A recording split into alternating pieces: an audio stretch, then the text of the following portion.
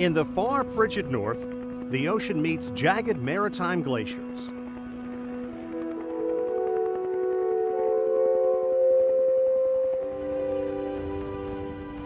Soon, those glaciers and the rough terrain give way to what seems like an unending blanket of white. The Greenland ice sheet. Beautiful and serene. But here, along an imaginary line called the Arctic Circle, there is a very real problem.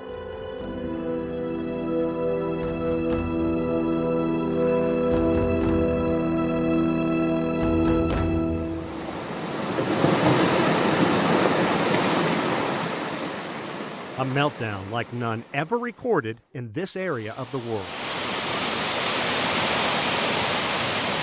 It became like the thing to do in town, to go down and watch the massive amount of water going through.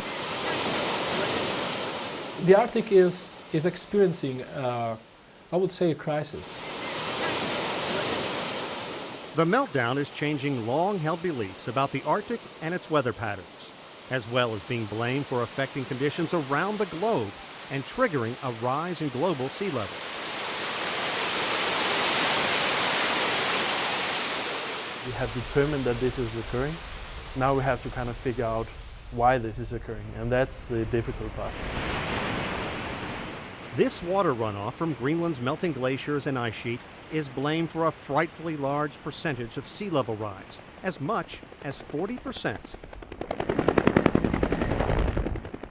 Air Greenland's trademark red helicopters spent a hectic summer taking researchers back and forth to no man's land, the heart of the ice cap. I've noticed an increase in scientists coming up here talking about it. So that's how I know the ice is melting. The dramatic change has focused international attention on Greenland like never before. From all these collective studies of the whole Arctic region, you can see that it's warming much faster than the rest of the planet. And what does this warming and subsequent meltdown mean? To begin with, Greenland is pretty much a mystery to the outside world. Its landscape, its environment, its people. Well, we don't have polar bears walking around in the city. We don't eat seal blubber every day. It's a westernized society, but there's a huge amount of culture that follows along. Greenland is coping with a generation gap. A large part of the population is steeped in traditional ways. Its youth, meanwhile, hoping for a future more connected to the rest of the world. And the younger generation is like youngsters anywhere else. They go on internet, they listen to YouTube, and they want something else. They want to be part of a westernized society. They want the same goods. For nearly 5,000 years, people of the Arctic, Inuits, have called Greenland home, creating a society in a harsh environment.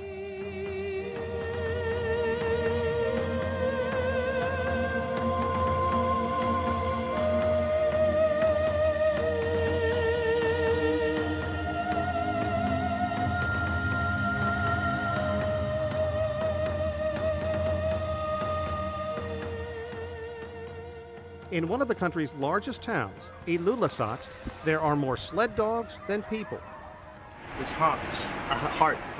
Native Greenlanders are hunters. In the capital of Nuuk, you can find reindeer meat drying on the balcony of a crowded apartment complex. With halibut making up 60% of the money that comes in from export, they are also fishermen. Some are skilled in art that goes back centuries. European influence began creeping in during the early 1800s, when Greenland was colonized by Denmark. Chances are you have no idea how many people live here. Just 57,000, making the largest island on Earth the world's least densely populated country. We don't have any roads, we don't have any trains. It's air transport, it's sea transport. Getting from one spot to the other isn't easy or cheap.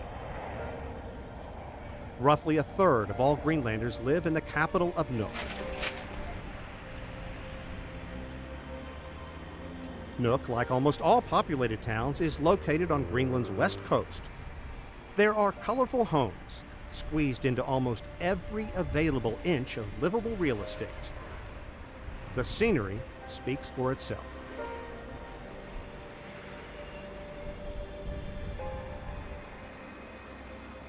In the last few years, Greenland began gaining independence from Denmark. And now the country's leaders are opening up the country for oil and mineral exploration. When the ice is melting, there is more land getting exposed and it's easier to access the minerals in the ice zone. Not everyone likes that. It's a shame. It's a shame for government in Greenland. I think it's very bad. Do you think that the government is for sale in a way? Yeah. The lake on the surface. So as this lake is filled, there are cracks on the ice that they're not very deep. For legions of researchers like Marco Tedesco, massive melting and the changes it's fostering are all uncharted territory. In 2012, we had a new record set in terms of melting over the Greenland ice sheet. In just a few short but hot days in August, there was melting over 97% of the ice sheet, virtually the entire cap. No one saw it coming, not like this. Even more staggering considering the ice cap pushes up 3,000 meters above sea level.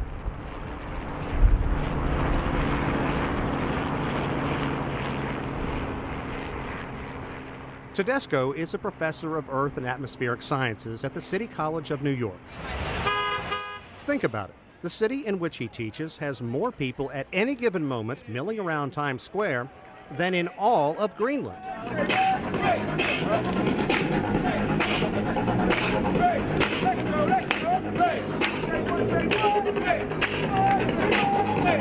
An irony not lost on Tedesco.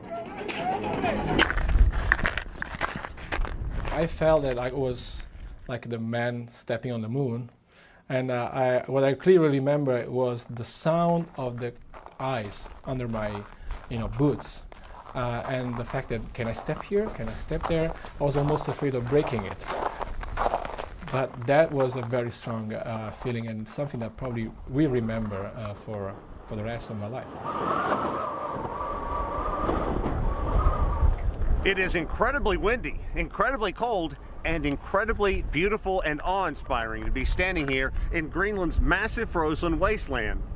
But here, amid this snow and ice, it's hard to believe that the ice sheet is melting as fast as scientists say.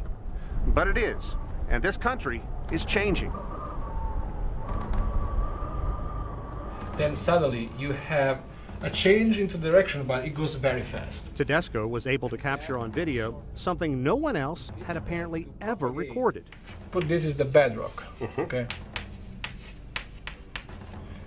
And this is your ice, and this is your water, so that we know.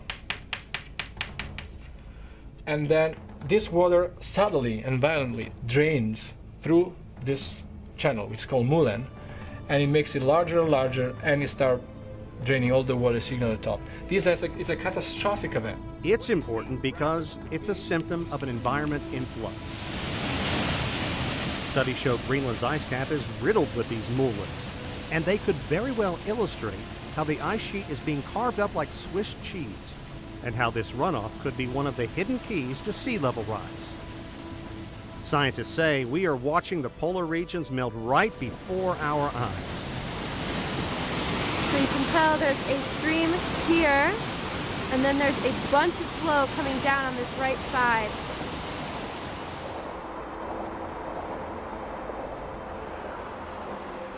Many blame 100 years of pumping carbon dioxide from vehicles and factories into the atmosphere, fueling the greenhouse effect.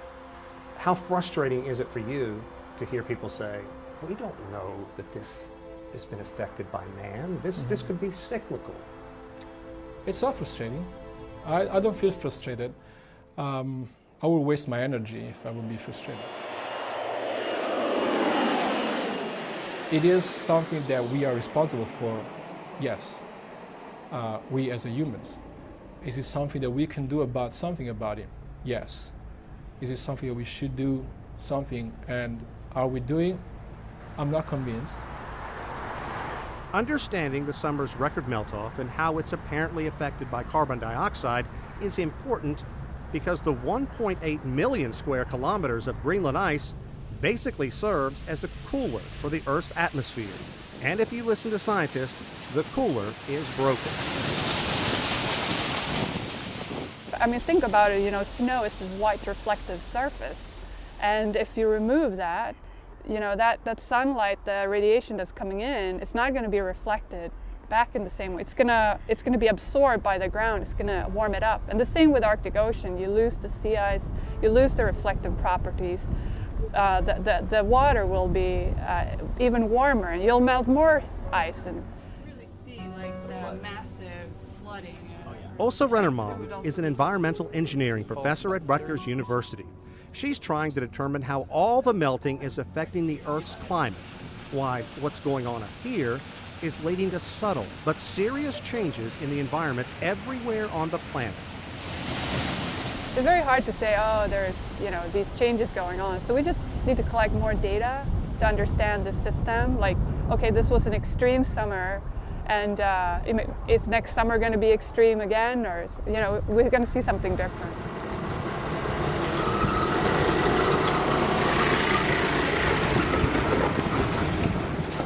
We have 56,000 people here in Finland. Maybe in the next 20 years that will be more than 1 million people here in Finland. In contrast, native Greenlander Adam Liebert has watched his country and its landscape change bit by bit every day for years. He's a guide who drives tourists from the town of Kangerlussuaq to nearby Russell Glacier. Liebert likes to boast that at 25 kilometers in length, this is one of the longest roads in all of Greenland. The road is long, but no one says it's smooth. There is perfect life. It's very close to the nature. One of the most silent places on Earth, and the air is not polluted. Liebert believes his perfect life, his perfect world, is out of balance right now. He says this past summer alone, he watched Russell Glacier lose at least 30% of its mass.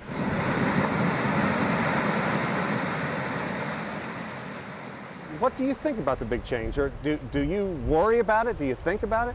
Yeah, I think about it. Even for me, each of the ice in the past 2 years, the ice retiring nearly 300 meters back is even for me scary. For even my hairs rising up when I saw that, I think I'm beginning to think about it.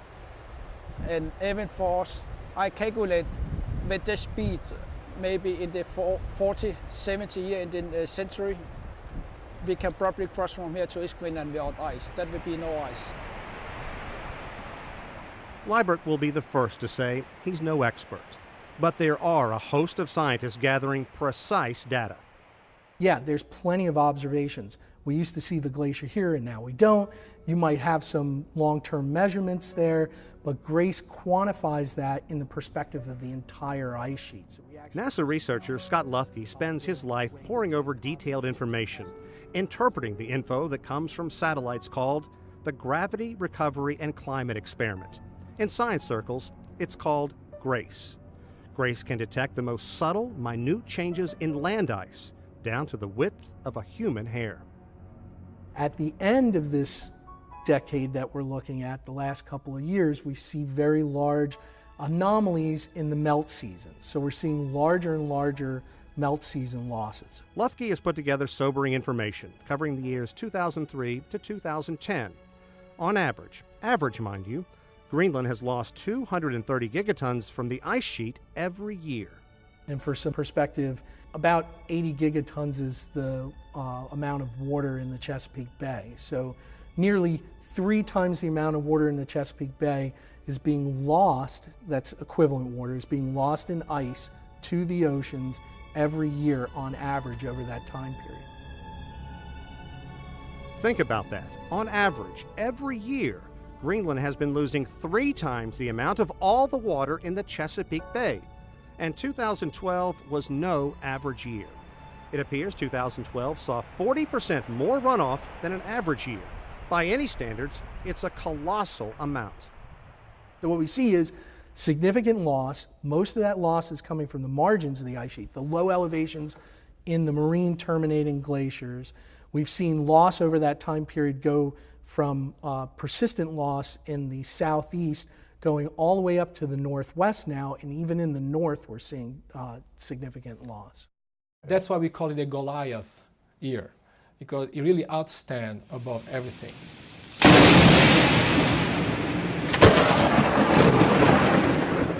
Global warming, I say climate change instead. Because it's not just global warming. You have changes in precipitation, changes in extreme events. Extreme events could be triggering extreme conditions around the world. An estimated 15,000 record high temperatures were recorded across the United States this past summer. At the same time, Great Britain slogged through a horrifically wet season, and the northeastern United States will be rebuilding from a late season hurricane for years to come. The climate change is manifested most rapidly and strongest in the Arctic region right now. And here's also a region where you have some consequences that could ultimately influence the rest of the planet, such as the Greenland ice sheet with raising sea levels. Scientists say the sea level is creeping up ever so slightly, less than 2 millimeters a year. It may not seem like much, but it could spell disaster when freakishly strong storms blow in. What does it matter if it's just this much more water in the oceans? The problem is that the storm surges will be much higher. I mean, already now you have issues with trying to protect the coastal areas, and that's just going to be a bigger problem. I mean, New York City is going to have a problem. It turned out to be incredibly prophetic. Just weeks after this interview, Superstorm Sandy unleashed its fury on the U.S. Northeast, including New York City.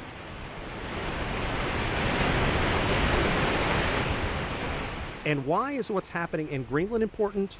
Scientists maintain at least a third of all global sea level rise is attributed to the melting here.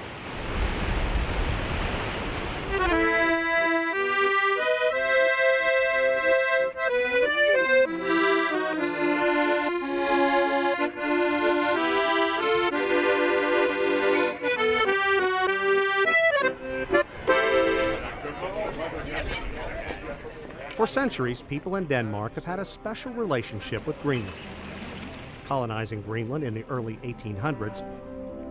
And in Copenhagen, there's a tribute to Knud Rasmussen, son of a Danish cleric and Inuit Danish mother. Rasmussen explored much of the country with sled dogs in the early 1900s, long before sophisticated satellites would map the rugged environment. And Copenhagen always ranks high on cities with the best quality of life. And it's one of the most environmentally friendly cities in the world. Roughly 2 million citizens in the metro area with a wealth of restaurants, entertainment,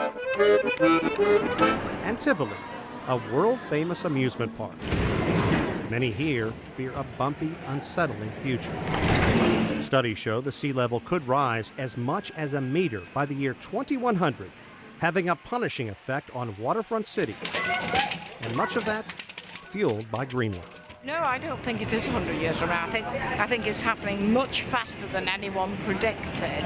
And what I think is the very worrying part is that when people think, oh, well, it's nothing to do with me, you know, we are all in this together. It is one world. Well, yeah, I'm concerned about global warming because I think it's happening. The fact that most of the seasons are changing in a lot of different countries for the worse. Yeah, I mean, I don't use a car in Melbourne now for that reason. Really? Yeah.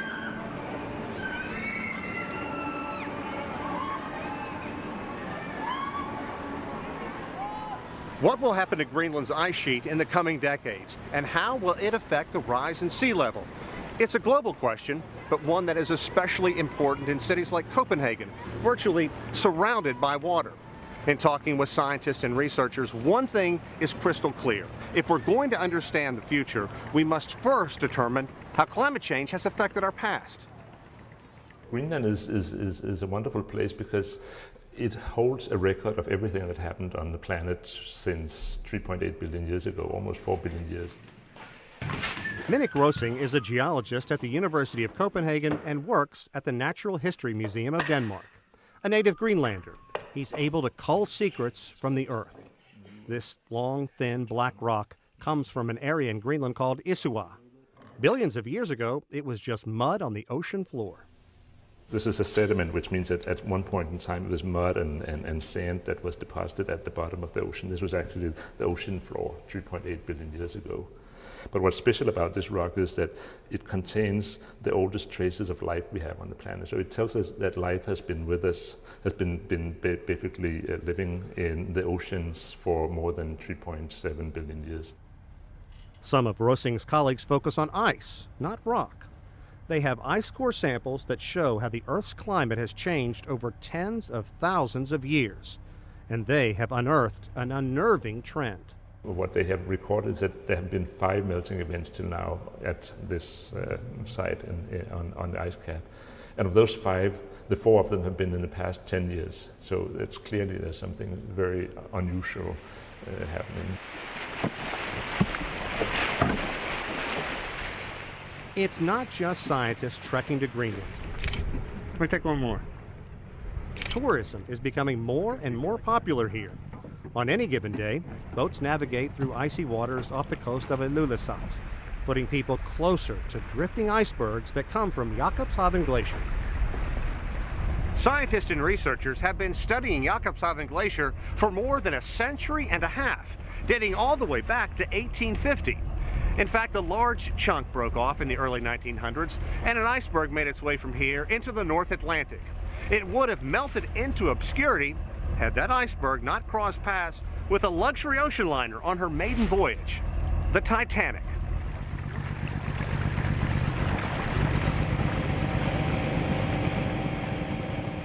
What few realize is how rapidly Jakobshavn is retreating.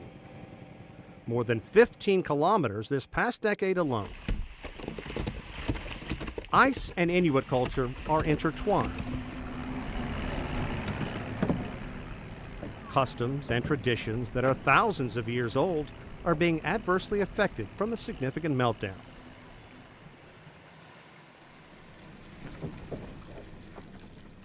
So Greenlanders like John Eliasson find they have more time to spend fishing for halibut on long lines. Since sea ice is melting, the fishing season is extended, but there is less time for hunters to take sled dogs out on the ice looking for seal. Today, Eliasson is happy. His fishing line is in the water, and his family will have seal meat after a quick stop on a rocky beach. The meat from the seal will feed your family? Yeah. We eat. You eat. And the skin you'll sell to the local shops? But sometimes to dog. Sometimes for the dogs? Yeah. Nothing is wasted. Good, huh? Mm. Good? Good. I will try. Yeah, I'll try. Small piece. Small. Not big. You knew the word big. Yeah. This is liver? Yeah. Just... Yeah.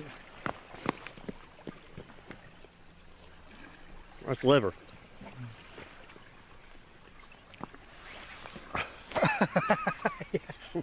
That takes getting used to. An adventure for me, but a dietary staple for people in Greenland. People here hunt seal, whale, and reindeer.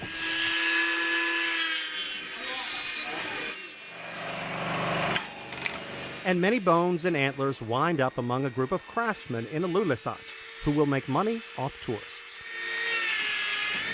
Christian Blue is the most celebrated artist in town, and his most treasured pieces are these, called tupalaks. He says in the old times they were used as a tool to curse your enemies, but now they are just used as a decoration in the home. Blue's work has been in art shows in France and the United States, but he leads a humble life. Like everyone in Greenland, Flu is keenly aware Greenland's environment is changing. It's very, very important to preserve the culture. But Flu says he's not nervous about its future, saying it's been preserved for a long, long time. The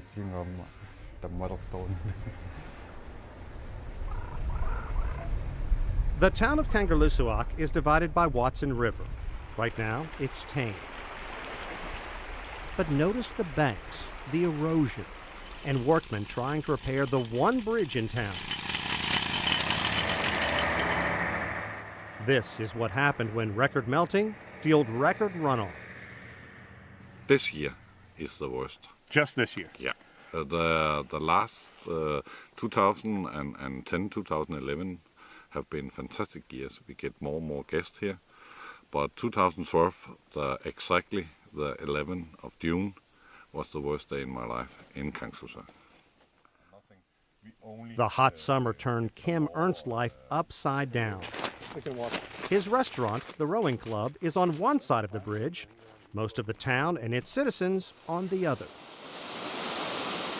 And 4:30, the police called us, and now we have 20 minutes to pack down because there was something wrong with the bridge and the water was going over. Townspeople had never witnessed anything that rivals the bridge washout. Never, never. I talked to people who lived in the town for 30 years. They've never seen anything like that. Obviously, during the lifetime of that bridge, something like that has never happened. But people in Greenland are resilient. So what does it mean to finally be able to prepare this food again after the rotten summer you've had? That's fantastic. As is his spread of traditional Greenlandic food. This is muskox, and this is minted muskox. This one is lamb, Greenlandic lamb chop, and this one is reindeer sausage. And the reindeer sausage we make ourselves. The first day he was able to reopen since the bridge washed away was memorable. Especially for the Russian helicopter pilots and flight staff who reserved the restaurant on this night.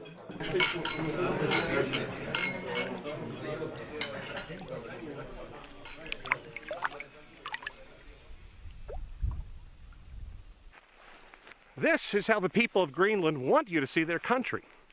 A pristine glacial lake surrounded by raw, rugged beauty.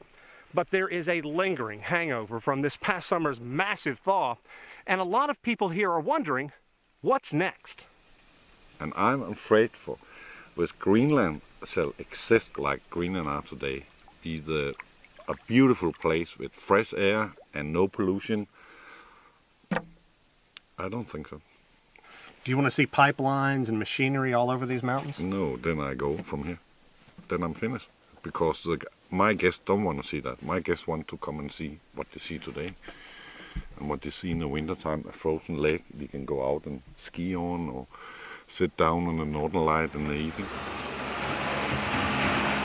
Many call it bad news.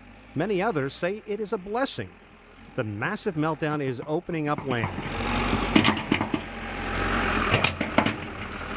And industry giants want to tap into it for oil and mineral. Well, we were one of the first people in this big scale project. So we were at the forefront of the developing Greenland as a mineral exporting country. Ebe Larsen's company may be at the forefront, but scores of others are playing catch-up. There are now 120 permit requests for large-scale mining and offshore oil exploration. Currently, there are no offshore oil rigs and only a few small mines. We want to be able to earn our own money and make our own living.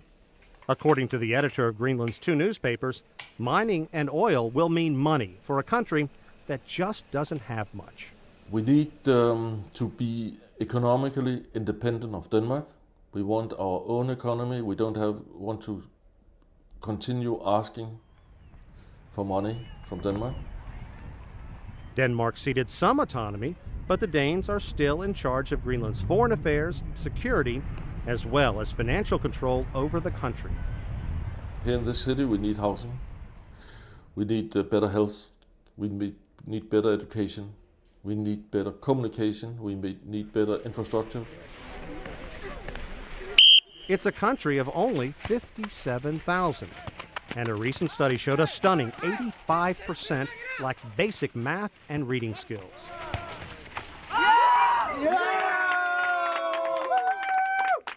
Realistically, how can a government this small negotiate with companies that big? Aren't you worried that this country is going to be taken advantage of and just be overwhelmed? Yes, we are very worried. And we as a newspaper is too small to investigate this company coming in. Morten Shalmy runs a Greenland-based company called Exploration Services that works with mining companies both large and small. He says Greenland's government is acutely aware climate changes are speeding up economic changes. And he says the government is taking steps to avoid mortgaging Greenland's future. If you want to come here and extract everything and then run away with the gold in your pocket, forget it. You'll never be accepted and you'll be caught in, in various legal affairs. I imagine the fishing here is amazing. Yeah. I don't say no minings in Greenland, but don't start like the place in like no fjord. If we do it, then we can sold all Greenland to industry, and it's bad. Peter Wong Tusen says he truly feels like a voice in the wilderness. He's arguably the harshest critic of Greenland's push for widespread mining and oil exploration. Tusen grew up near this body of water called New Fjord. New Fjord is a paradise in Greenland. He has been rallying support against a company that wants to build an iron mine in the shadow of New Fjord. That makes me angry in that way. That they can just come in and overwhelm you. Yeah. Occupied our country. And I call it occupied our fjord, because it's like occupying country. People have not informed really as they should, and it's a shame. It's a shame for government in Greenland. I think it's very bad. Well, our concern is both with nature and environment and with the people of, or the society up here. They are building capacity as they go along, but it's fairly new and it's just overwhelming. You have so many projects right now. It's the number of licenses that are currently being worked on is amazing, and you have all these town hall meetings, all these where you try to engage people in debates about it, but it's difficult to understand these projects. It's the material is like you have a 500-page environmental impact assessment. It's just hard work to understand these projects and very hard to see is this good for the Greenland society as a whole, or should you be concerned? Mette Frost is the Greenland project manager for the World Wildlife Fund. Like many, she doesn't believe the debate would even be going on if Greenland's ice wasn't melting so quickly. With nature, of course, there's a great concern that, like, there'll be an oil spill, there'll be a leak, and if you imagine a spill of oil in an area like this, it'll just be devastating for fisheries and devastating for the whole area. There will be a lot of pollution in water, in landscape, and air. They told us, engineers, and so they told us there will not be there will be a very small pollution, but the fact is that in 10, 15, 30, maybe more years, there will be a lot of pollution in fjord and water and air. So we are very, very concerning about that. Nuuk is essentially becoming a hub as Greenland's young leave small fishing and hunting towns and communities that dot the coastline. But you're seeing conflicts, new coming in, the old way of life going away. What's that like to see firsthand? Yeah, there's a trend of people moving from the smaller settlements into Nuuk, as you see in many other places around. Thomas Joel Peterson works at Nuuk's Climate Research Center. The smaller communities are being depopulated and people moving to the bigger cities because there's better opportunity for jobs and education and all these things, and people are getting more aware of this. But now there's only one city that's growing, that's Nuuk. Nuuk, Nuuk, Nuuk, Nuuk. Climate change is accelerating this migration. Many are coming because they believe they'll find a better job, working for one of the big mining companies that's setting up roots in Greenland. But when they get here, many transplants find the quality of life isn't better. That is, if they can find an apartment. And the waiting list could easily be like 20 years, depending on what kind of flat you want. And 20 years? Up to 20 years, yes. That's not unusual. So it's not very easy to find a place to live. Then you have a lot of private investors that actually have flats that they do want to rent. But in Greenland, it's quite common that when you come to Greenland, if you come from Denmark or from another country and you get a job here, then your employer will provide you with a place to live. So all the private investors that have flats, they do rent, they only want to rent them to companies, not to private people. So it's very difficult to find a place to live here unless you can buy your own place, and a lot of people don't have that opportunity. There are some apartments to buy, according to real estate agent Marian Berger Rasmussen, but many are being snatched up by big companies preparing to do business in Greenland. Well, a two-bedroom flat in Nuuk, if you want some of the newer things, is above 2 million kroners. In US dollars, you're talking 300,000? Well, yes, $350,000. To put that in perspective, the same two-bedroom house or apartment in any other town in Greenland would probably only cost 10 to 15,000 US dollars. So along with melting ice, the cultural landscape is changing dramatically, and maybe for good.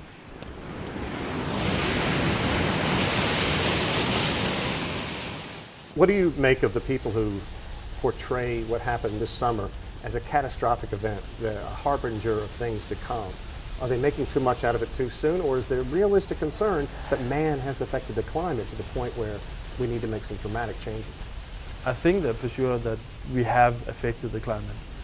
Whether it's catastrophic or not, I think that's too early to say.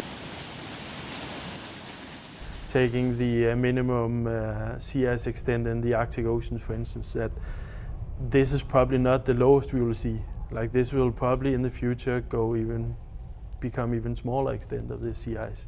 So I don't think that we have seen the most extreme of what we experience, and as we were talking about as well, that the climate seems to be more in a flux state right now. It's not so stable. We see more of these extreme events, the coldest month on record, the warmest month on record, the strongest storms, the numerous storms. These things are just indications that the climate is in a state of flux. It's changing. All the more reason the world and its scientists need to understand Greenland and what's happening here.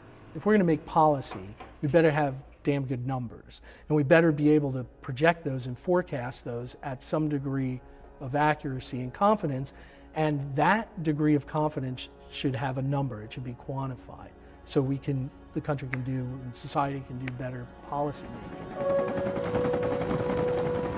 A massive ice sheet that will spell disaster if melting continues unabated.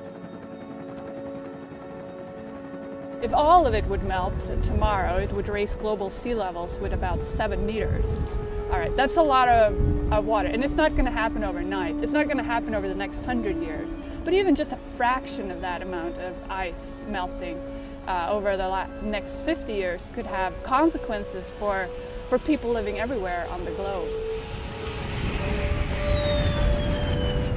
On the ice cap, it's easy to feel far removed from a pending crisis.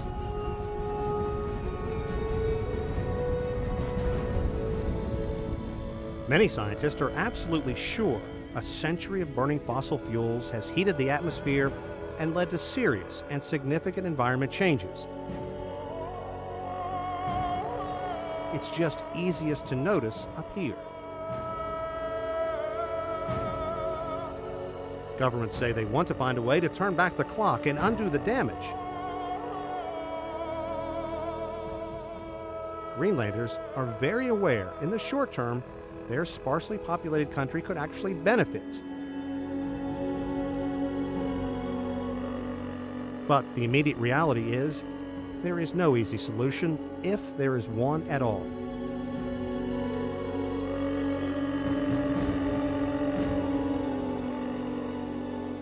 Here, it's easy to feel like the last man on Earth and know this block of ice could lead to a world of changes.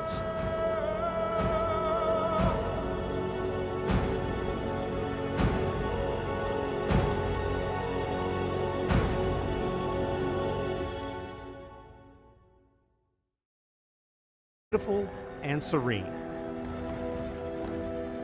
But here, along an imaginary line called the Arctic Circle, there is a very real problem.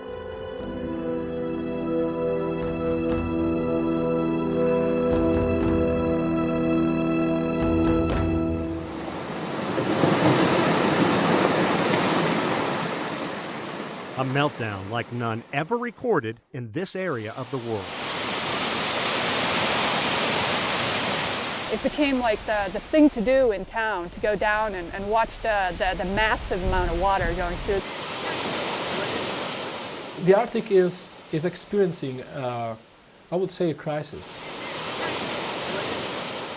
The meltdown is changing long-held beliefs about the Arctic and its weather patterns, as well as being blamed for affecting conditions around the globe and triggering a rise in global sea level.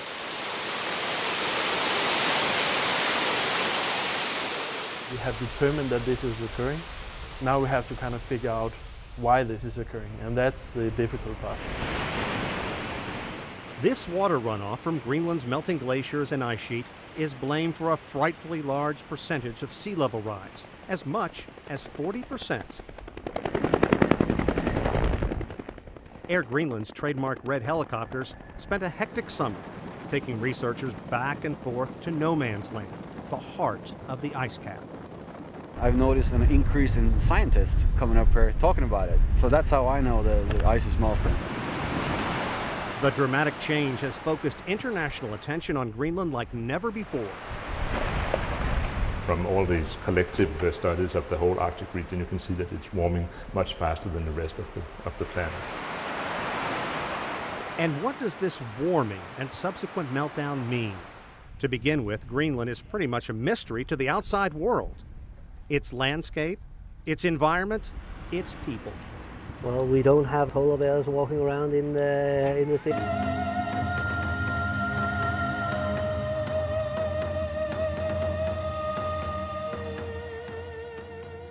In one of the country's largest towns, Ilulissat, there are more sled dogs than people. It's hot. Hard. Native Greenlanders are hunters. In the capital of Nuuk, you can find reindeer meat drying on the balcony of a crowded apartment complex. With halibut making up 60% of the money that comes in from export, they are also fishermen. Some are skilled in art that goes back centuries. European influence began creeping in during the early 1800s when Greenland was colonized by Denmark. Chances are you have no idea how many people live here. Just 57,000, making the largest island on Earth the world's least densely populated country. We don't have any roads, we don't have any trains. It's air transport, it's sea transport. We don't eat seal blubber every day. It's a westernized society, but there's a huge amount of culture that follows along. Greenland is coping with a generation gap. a large part of the population is steeped in traditional ways. Its youth, meanwhile, hoping for a future more connected to the rest of the world. And the younger generation is like youngsters anywhere else. They go on internet, they listen to YouTube, and they want something else. They want to be part of a westernized society. They want the same goods. For nearly 5,000 years, people of the Arctic, Inuits, have called Greenland home, creating a society in a harsh environment.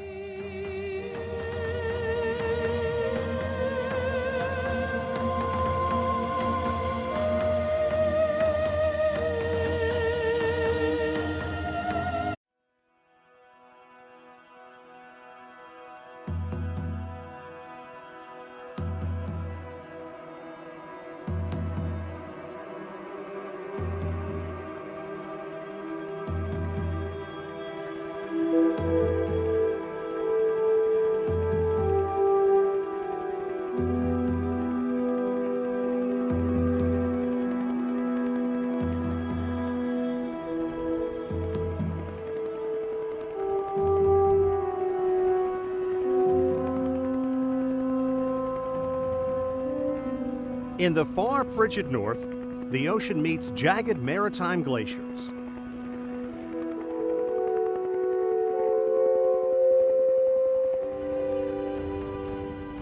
Soon, those glaciers and the rough terrain give way to what seems like an unending blanket of white. The Greenland ice sheet